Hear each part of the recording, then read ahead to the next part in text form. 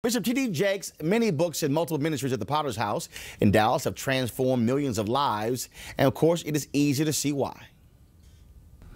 You can take a baby up to 4 months old and throw it in the water, and it starts swimming. Instinct. Hasn't learned it, hasn't taken a class yet. These are natural, innate instincts. There is an instinct to increase. There is an instinct to lead. There is an instinct to love. People need to go back to following their instincts. Joining us via Skype is Bishop Jakes, author of the book, Instinct, The Power to Unleash Your Inborn Drive. Bishop, always good to chat with you.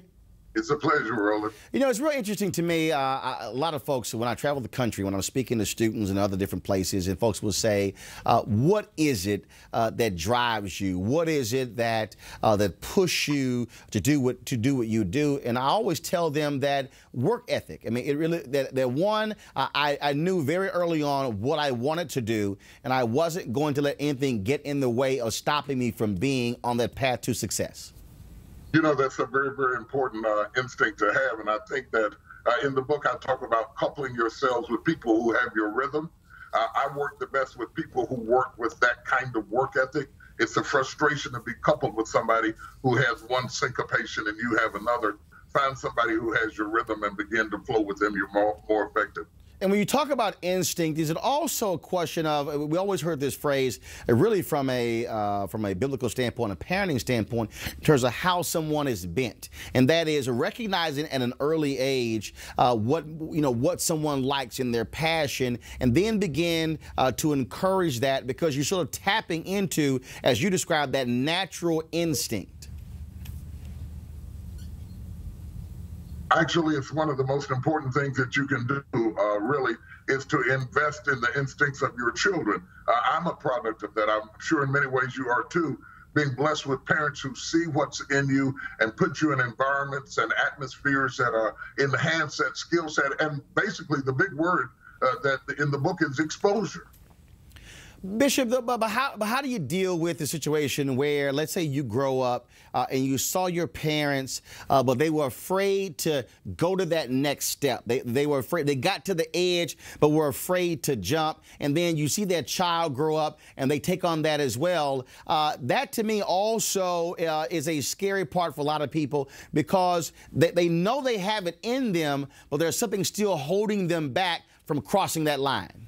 You know, I talk about that. I think that also fits all of us at one time or another in our lives, where we find ourselves in a cage, in a trap that's constricting, and yet our instincts are telling us that there's something for us beyond the parameters of what we've seen in our life or our job.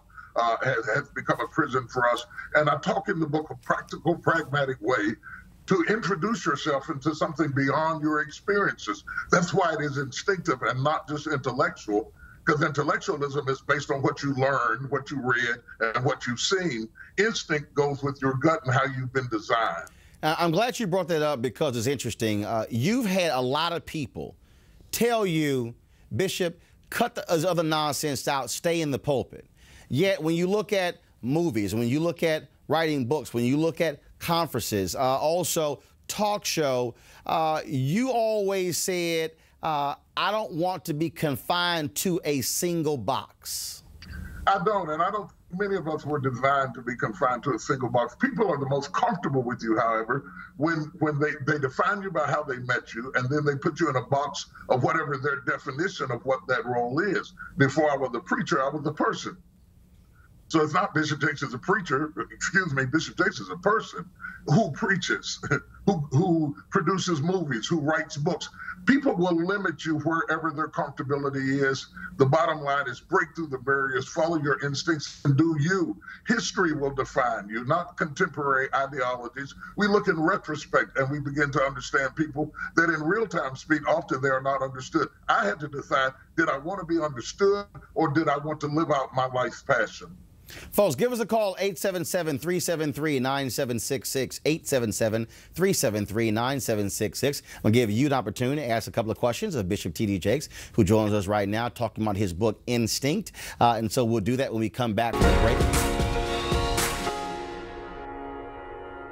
All right, folks, we're back with our discussion with Bishop T.D. Jakes in his book, Instinct.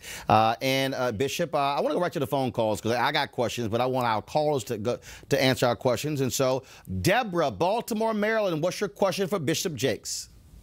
Good morning. A pleasure to be on your show this morning. Quickly, I'd like to state, first of all, that I'm a 57-year-old woman. Okay. I became disabled after a long, successful career in the marketing industry. I am now a poet, a blogger, okay. Very active in a number of levels. But my instinct tells me that there's something more out there for me to do despite my circumstance. Okay. But for some reason, I can't move forward. What would Bishop Jakes recommend? Bishop? You know, it's a very interesting thing. I've got a friend of mine who's in that type of business as well. Sometimes when we've done marketing or public relations and things like that, we do it for everybody but ourselves. To brand yourself is very, very, very important. To use social media as a tool so that people don't lose sight of you or consciousness of you or get caught up in your blog and miss the opportunity to understand your larger vision and field of interest. Getting out and getting amongst people who are doing other things that you think you might be interested in, to get in what I call the field of your dreams on any level. You don't have to have a major position, just getting in that atmosphere so you can begin to test and see what really feels homogeneous to your own spirit and your own sense of instincts. And the gifts that you bring to the table can be utilized in a lot of different dimensions. Shay, Atlanta, Georgia, what's your question for Bishop Jakes? My question is, thank you for having me on your show. Hi, Bishop Jakes. My question is, I want to step out on faith and open up my own business. I'm a single mom of two, and I have limited finances. But my instinct tells me to just step out on faith and do, what I know that I've been doing for the last 15 years. But Shay, you have a fear of launching your own business, correct? Yes. Bishop Jakes? Well, we have fears. We all have fears, and one of the things All right, look like I'm having some Skype issues here. John, a lot of... I'm losing sound, I'm sorry. All right, we're fixing the Skype. All right, Bishop, go right ahead. Okay. A lot of times you're in a situation where you are really trying to resolve it on your own because you don't have the finances to do it. But I encourage you to go ahead and start where you are. Do it on a small scale. Work out the trunk of your car. Work amongst your friends. And then go into the next dimension of what you're trying to do. It doesn't have to be all or nothing. You can still work a job or do what you do and start on your level. All right, let's go to the phone lines. Edwina, Kennesaw, Georgia. Edwina, you have a question for Bishop Jakes? Yes, my name is Edwina King, and I'm a single mother of 3 grown children. I've been listening to Bishop T. Jakes for years. Okay. I met him in person at Bishop Roy E. Brown Church when I was a member there. Edwina, what's your question, please? And I just want to know, what can I do to step out and go back? I'm 55 years old, go back to school and get my GED. I want to go do it, but I can't. I don't know how to step out and go on and do it. All right, Bishop Jakes. So Edwina wants to go back and get her GED, but sounds like she's procrastinating or afraid to do so. Nothing beats a failure but a try. And I understand when you've been out of school for years how intimidating it might be. But this is about reinventing yourself and finishing your goals and dreams. And I encourage you to get out there and do it. There are a lot of pros. The worst thing that can happen is that you take it and you don't pass it. And that only means you have to restudy and take it again. The fear doesn't make any sense. It's not like something's going to come out and eat you if you don't pass the test. Go out there and follow what's in your heart and in your spirit and watch God bless you. Orlando, Florida. Camille, you're on News 1 now. What's your question for Bishop Jakes? Hi, my question for Bishop Jakes is I've started reading your book, and I'm dealing with the decision of trying to maintain my marriage or move on. And I have 3 young children. I've been with my husband for quite some time, and My challenge is my instincts feel like they're pulling me into a new season, but there's part of me that feels like I'm turning back on what I've built and put so much time and energy on. I just want to know what his advice would be. Now, Bishop, that's a good question, because a lot of folks have that sort of that instinct when they're coming up against difficulty to leave a marriage, yet you talk to a lot of people who've been married a long time, and they say they had that same instinct, but they also had the inclination to stay.